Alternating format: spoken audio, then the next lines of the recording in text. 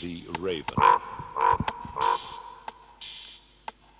Once upon a midnight dreary, while I pondered, weak and weary, over many a quaint and curious volume of forgotten lore, while I nodded, nearly napping, suddenly there came a tapping, as of someone gently rapping at my chamber door.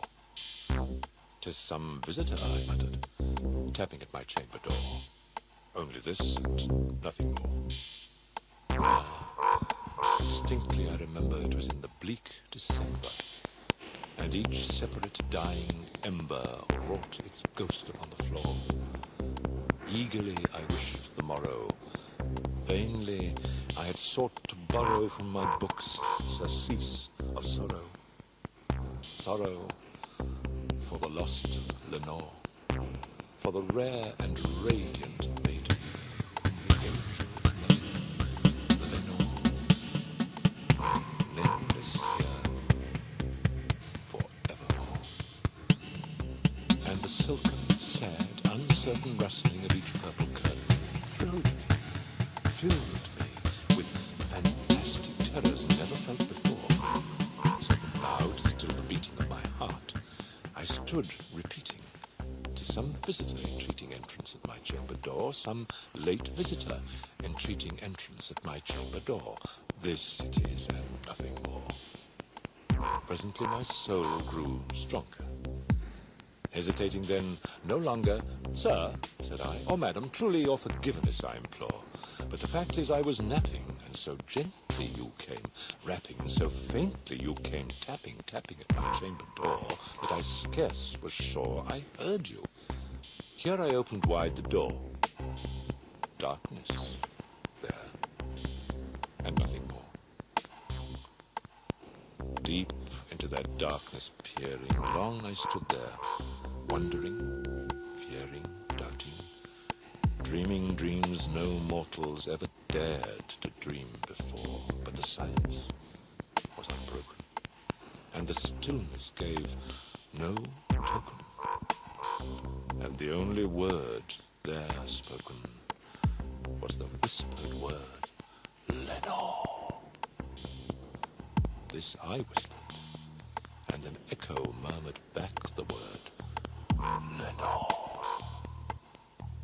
Merely this and nothing more.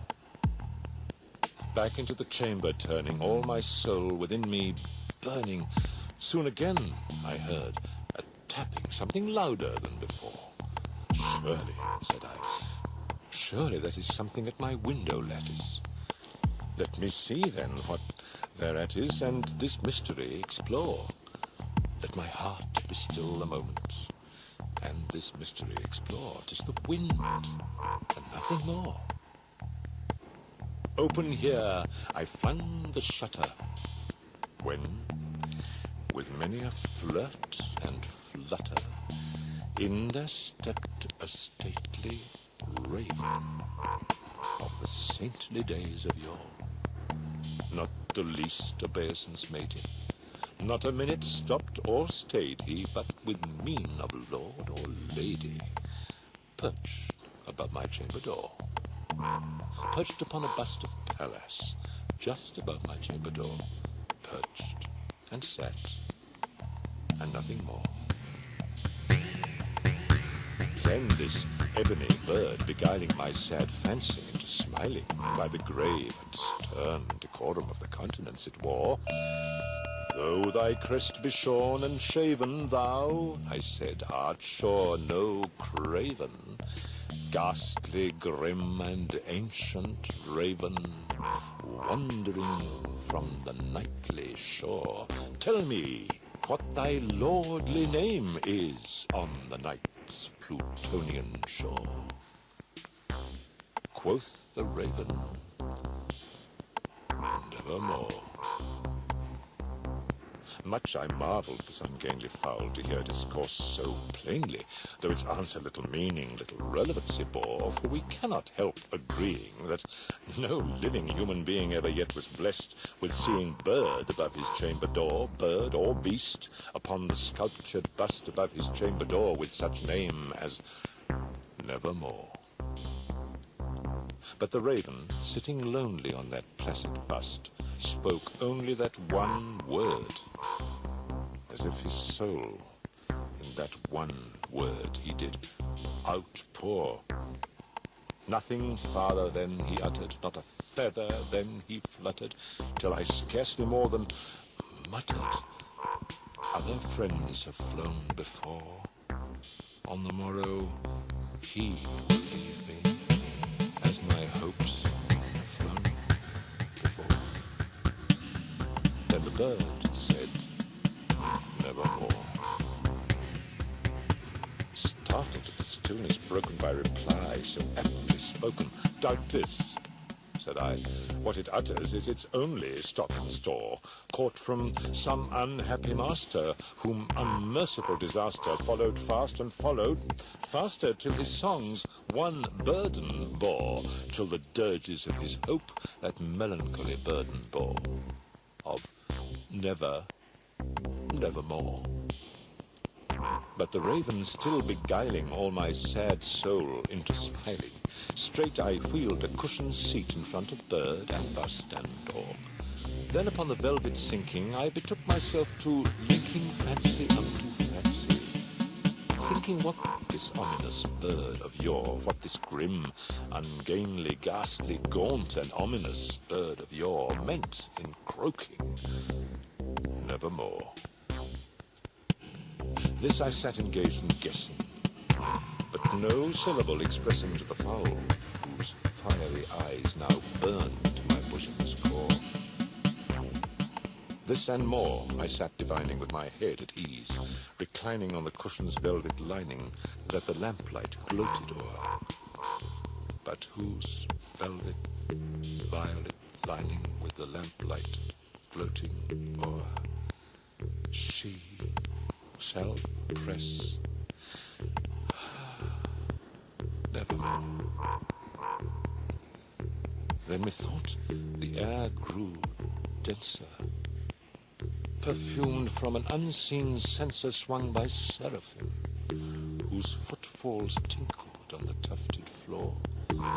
Wretch, I cried, thy God hath lent thee, by these angels he hath sent thee respite and nepenthe from thy memories of Lenore.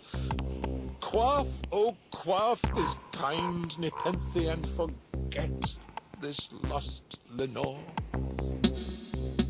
Quoth the raven, nevermore. Prophet, said I, thing of evil, prophet still, if bird or devil, whether tempter sent or whether tempest tossed thee here ashore, desolate yet all undaunted on this desert land enchanted, on this home by horror haunted, tell me truly, I implore, is there balm in Gilead? Tell me, I implore. Quoth the raven, nevermore. Prophet, said I, thing of evil, prophet still, if bird or devil, by that heaven that bends above us, by that God we both adore, tell this soul with sorrow laden, if within the distant Aiden it shall clasp a sainted maiden, whom the angels name Lenore. Clasp a rare and radiant maiden, whom the angels name Lenore. Quoth the raven, nevermore. Be that word our sign of parting, bird or fiend, I shrieked, upstarting, get thee back into the tempest and the night's Plutonian shore. Leave no black plume as a token of that lie thy soul hath spoken.